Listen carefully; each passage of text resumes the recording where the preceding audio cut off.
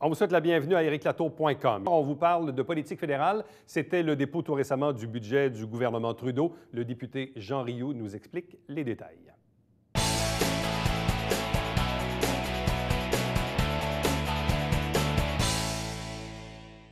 Bon, vous l'avez vu tout récemment, les deux gouvernements, à Québec et Ottawa, ont voté leur budget. C'est quand même un moment important, surtout dans le cas du gouvernement fédéral, parce que c'est un nouveau gouvernement qui est en train de s'implanter, de s'installer. Et là, on arrive avec ce budget fédéral dont on va un peu expliquer les tenants et les aboutissants avec le député du comté, Jean Rioux. Bonsoir et bienvenue. Bonsoir. Bon, parce qu'en fait, ça ne fait pas si longtemps que ça que vous êtes élu, le gouvernement libéral fédéral, là. Ça fait 1 an et demi. C'est ça, à peine 1 an et demi. Donc, c'est pas mal le vrai premier budget, si on veut. Je suis plus ou moins d'accord avec ça. Parce que je pense qu'on avait des engagements majeurs qu'on avait pris lors de la campagne et qui étaient dans le premier budget. Et j'appelle même ce budget-là le budget de la continuité. Je pense en particulier au niveau de la classe moyenne, qui était notre thème. Ces gens-là, on a vu leur impôt diminuer. C'est à peu près par famille 540 $ de moins par année qu'ils paient. L'impôt des 1 les plus riches a été augmenté. Et ça, dans un geste social important, parce que si on regarde notre voisin américain, c'est le pays où l'écart des revenus est le plus grand. Donc, on ne voulait pas être aligné sur cette fiscalité-là. Dans deuxième temps, l'allocation canadienne pour enfants. Cette allocation a permis aux familles, en moyenne, d'avoir 2 300 $ de plus par année. Dans le comté ici d'Iberville, là, par mois, il y a au-delà de 5 millions de dollars de plus qui vont aux familles. Et une chose qui est importante au Canada, il y a 300 000 jeunes qui ont été sortis de la pauvreté. C'est 40 finalement des jeunes qui étaient sous le seuil de la pauvreté. Bon. En même temps, ce premier budget, évidemment, qui a été présenté quelques mois après votre élection, qui est arrivé rapidement, disons, c'est aussi un budget, puis même le deuxième, celui dont on va parler dans quelques instants, c'est aussi un budget qui renferme, disons, un déficit opérationnel quand même assez majeur. Je comprends que c'est un choix politique, là, mais c'est quand même un déficit d'opération assez gigantesque. Oui, on a pris, je pense, on a donné de l'argent à la classe moyenne, donc ça, je pense que je viens de l'expliquer, mais aussi on a un programme d'infrastructure pour les prochaines années. Ouais. On parle pour les 11 prochaines années, c'est 81 milliards de dollars d'infrastructure, plus la banque d'infrastructure qu'on se bat le caucus du Québec pour avoir ici au Québec, on parle de 35 milliards. Donc, c'est le pari qu'on a pris de relancer l'économie. Et si on regarde au niveau du PIB, notre dette par rapport au PIB va aller en diminuant dans les prochaines années. Et on croit qu'on va contrôler assez rapidement notre dette par les investissements et l'argent qu'on a donné à la classe moyenne. Et dans le nouveau budget, le dernier budget, ce qui est de nouveau, c'est qu'on a misé sur l'innovation et les compétences. On sait que le monde change, le marché du travail change et on veut s'assurer que les Canadiennes et les Canadiens vont être capables de profiter des nouvelles économies. Donc, je pense que ça, c'est un aspect important et c'est pour ça qu'on a investi de l'argent principalement pour je pense, l'assurance chômage. Sans chômage, les gens qui veulent faire une nouvelle carrière peuvent recevoir le montant d'allocation au niveau de l'assurance emploi, mais aussi un montant pour de la formation. On a élargi le Fonds stratégique en innovation, principalement, qui est important pour la région. Il y avait 4 compétences qui étaient reconnues, mais on a rajouté le transport. On sait que c'est un secteur important ici dans le Haut-Richelieu, et aussi l'agriculture. Donc ça, je pense que c'est un fonds qui est important. Fonds de recherche aussi au niveau des universités, les supergrades. Et aussi, l'intelligence artificielle, on sait que c'est un fleuron métropolitain de la région de Montréal. Donc, il y a 3 villes qui ont été sélectionnées pour un fonds de 125 millions, Montréal, Toronto et Edmonton. On croit à l'innovation puis au développement des compétences. Croyez-vous quand même qu'un jour ou l'autre, on devra atteindre à nouveau l'équilibre budgétaire? C'est évident. Donc, il faut arriver à ça. Mais rappelons-nous du contexte. Lors de l'élection, le Canada était en récession. Ça faisait 2 trimestres qui étaient négatifs. Et on a pris ce qu'on a offert aux Canadiens. On leur a dit, regardez, là, il faut qu'on retrouve la prospérité que les Canadiens ont connue parce qu'on était des gens qui étaient innovateurs, on développait notre secteur manufacturier et c'est ça qu'on est en train de relancer. On a aidé la classe moyenne en leur donnant de l'argent, mais aussi on a un programme d'infrastructure et un programme d'innovation pour relancer l'économie et assurer la croissance économique. Bon. Certains observateurs ont trouvé, disons, que le gouvernement libéral fédéral a été lent à réagir dans le dossier Bombardier. Avec le recul et sachant ce qu'on sait aujourd'hui, est-ce que vous croyez finalement que c'est peut-être votre gouvernement qui avait raison dans tout ça? Quand on regarde un peu les bonis qu'allait se verser, évidemment, la haute direction, plusieurs critiquaient le fait, évidemment, que la famille Baudouin-Bombardier contrôle encore, ce qui semble être un irritant de la part de votre collègue Marc Garneau au transport. Est-ce que vous croyez au final que c'est votre gouvernement, finalement, qui avait un peu raison dans tout ça? Je pense que Bombardier, il ne faut pas se le cacher, était en très grande difficulté.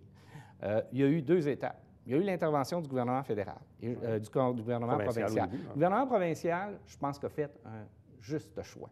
Ils ont investi dans la nouvelle technologie, dans un nouvel avion. Et qu'est-ce qui fait prospérer une économie? C'est les nouveaux produits. Ils n'ont pas investi dans les trains, etc., où cette partie fonctionnait bien. Dans un deuxième temps, si on veut que Bombardier continue à prospérer, il fallait investir dans l'innovation. Et c'est pour ça qu'il y a eu des discussions avec, parce qu'on était au courant qu'au niveau financier, Bombardier, avec la contribution du Québec, du gouvernement et de la Caisse de dépôt, était sorti en principe de son marasme. Ce qui était important, c'est d'assurer la survie à long terme et de maintenir les emplois. On sait que Bombardier, c'est 14 000 emplois, c'est important. Donc, c'est une entreprise multinationale qui est un fleuron ici et il y avait à négocier avec Bombardier toutes ces technicalités qu'on parle de gouvernance et ainsi de suite. Et je pense qu'on est arrivé à assurer autant le gouvernement du Québec que le gouvernement du Canada que un navire florissant pour Bombardier. Bon. Vous avez fait référence tantôt aux infrastructures, hein? Évidemment. On sait qu'on en a toujours de besoin dans notre société. Quand on s'était vu tout récemment, il y a quelques semaines, on parle entre autres du fameux dossier du prolongement de l'autoroute 35 que vous connaissez bien. Là, en date d'aujourd'hui, au moment d'enregistrer cette émission, est-ce qu'on a du nouveau à se mettre sous la dent? Est-ce que vous avez eu des nouvelles fraîches de la part du gouvernement du Québec? C'est toujours, si je parle, on a rencontré dernièrement Jean-Marc Fournier à Ottawa, le caucus du Québec. C'est toujours un projet qui est prioritaire. Mais il est avec d'autres projets prioritaires comme à l'attente. On sait qu'on a annoncé des programmes d'infrastructure. Il reste dans un premier volet que l'ensemble du Canada a utilisé, ce qu'on appelle le volet 1. Il reste 1,2 milliard d'argent qui n'a pas été dépensé. Ce qui prend, c'est la volonté de décision du Québec parce que nous sommes là avec ce programme-là où il y a des fonds qui restent encore pour le Québec, mais c'est toujours que le Québec doit mettre son 50 % Et il y a les nouveaux programmes d'infrastructure qui touchent autant au niveau des économies vertes, que ce soit de transport. On a entendu parler énormément avec le prolongement de 70 km. Bien, pas le prolongement, mais la création, finalement, d'un axe de 70 km entre la Rive-Sud et entre l'aéroport. Donc, on l'a annoncé clairement qu'on est présent. Et aussi, le logement social. Encore dernièrement, je rencontrais les gens de Saint-Paul, Lacolle et Saint-Blaise pour regarder pour la construction de HLM, pour garder la vitalisation dans ces milieux-là. Mais il y a beaucoup de projets qui sont en annonce qui peuvent aider autant les personnes handicapées à faible revenu. Donc, c'est des fonds qui vont être disponibles pour l'ensemble de la région. Bon. Et toujours, évidemment, dans ce budget, là, le budget qu'évidemment, on parle il y a quelques jours, quelques semaines à peine, au mois de mars, est-ce qu'il y a quelque chose de particulier au niveau de la défense nationale, au niveau de nos infrastructures ici à la base et au collège? Bon, il y a évidemment le budget, ce qu'on a vu principalement au niveau défense, il y a eu une légère augmentation parce que je vous annoncerai pas que l'ensemble des investissements et des futures dépenses vont être annoncés dans la nouvelle politique de la défense. Mais ce qu'il faut surtout remarquer, c'est 1 milliard pour anciens combattants. Donc, on sait que c'était des gens qui avaient été laissés pour compte par l'ancien gouvernement. Donc, on a vu qu'on a réouvert des centres pour les vétérans, des sommes d'argent qui sont allouées pour les pensions, ceux qui ont dû quitter pour maladie, donc la pension qui va jusqu'à 90 %. On aide aussi les conjoints et conjointes survivants. Les maladies post-traumatiques, il va y avoir de la recherche et de l'accompagnement. Donc, d'assurer finalement la transition entre la vie militaire et la vie civile. On sait que c'est une période, les gens, quand ils sont dans l'armée pendant 20-25 ans, ils vivent dans un monde à part. Et de revenir à la vie civile, ce n'est pas quelque chose qui est facile. Et ça fait partie de la mission, le 1 milliard qui est rajouté, aider ces gens-là à faire la transition. Bon. D'ici à l'été, avez-vous des dossiers ou des enjeux prioritaires sur lesquels vous désirez, disons, faire des avancées pour le comté? Bien, il faut finaliser le dossier au Collège militaire de la formation universitaire, continuer évidemment le dossier de la 35.